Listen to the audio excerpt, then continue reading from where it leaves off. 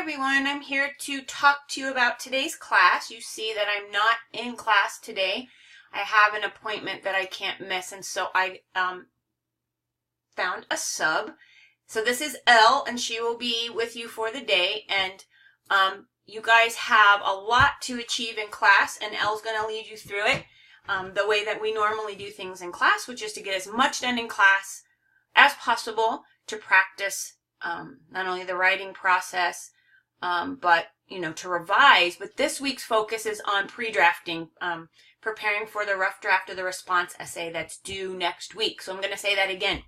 Your rough draft response essay is due next week. Everything you're doing in class today with Elle is to help you to prepare for that draft. So you're sort of in the process of collecting the pieces of the essay, and you guys are going to do that with the handout and I'll have a copy of it on my computer, so I'm going to remind you of what it looks like. You remember we read the movie review on It last week, and we filled out on the whiteboard with the 10 boxes, the handout with the 10 boxes, we filled out the moves that writer was making. He's writing a response essay, and the purpose of doing that was to show you how a response essay is to be written. What is the essay structure? Where do things go inside the response essay? So you're going to get a copy of, that handout again today, or if Elle doesn't have time to make those copies because I forgot to get them to her, and I apologize to all of you for that, you will be drawing 10 boxes in your journal and filling those boxes in. But I want to remind you where those boxes come from. We're writing a sort of crazy looking outline. All right? So you will be put in groups this morning according to the the primary source you're using to write your response essay. And so you guys will be working together the whole class period to support one another's pre-drafting, to have conversations about things that you need to have conversations about. The response that you wrote in your journal, you may end up using some of that in class today, especially when you guys do the first thing, which is to find criteria to use to respond to your essay. So those criteria will be in your body paragraphs. You might pull some of your ideas from that journal entry. I will check it next week. Ella's not going to check that today, okay? But you might use it during some of the conversation that you're having with your group about what can we write about in our body paragraphs.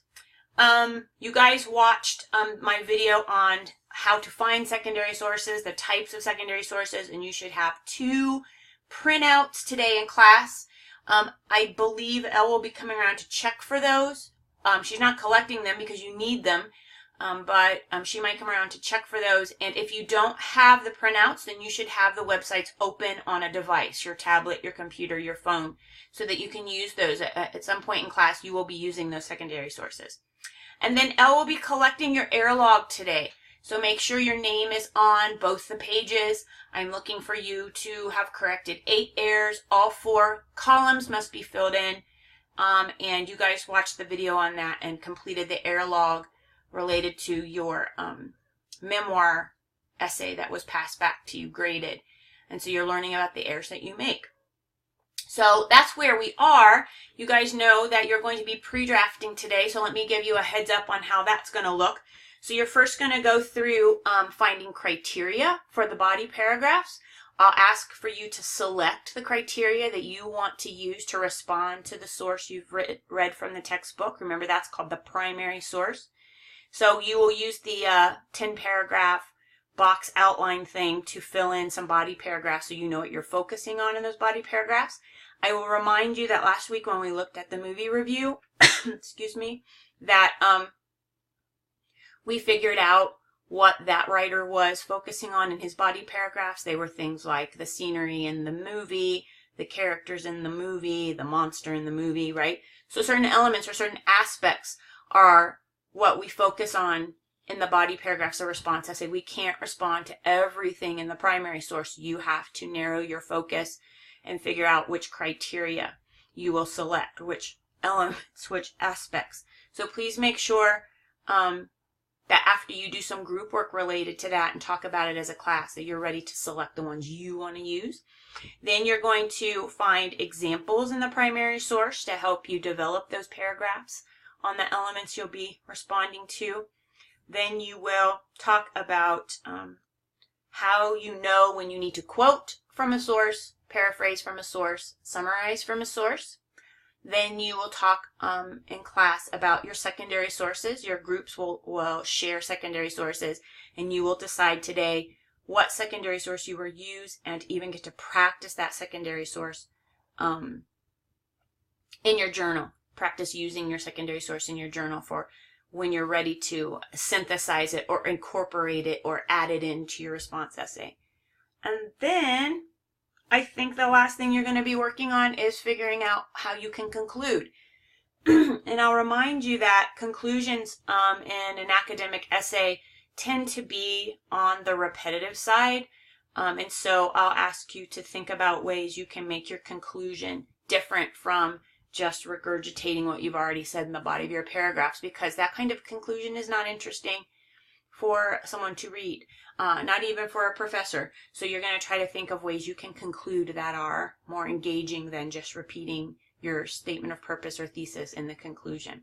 And so all of that's going to be happening today in a very active classroom setting. You'll be talking a lot, practicing the writing skills a lot, working through problems that you're finding you have with the assignment, like how the heck do I use the secondary source kind of thing.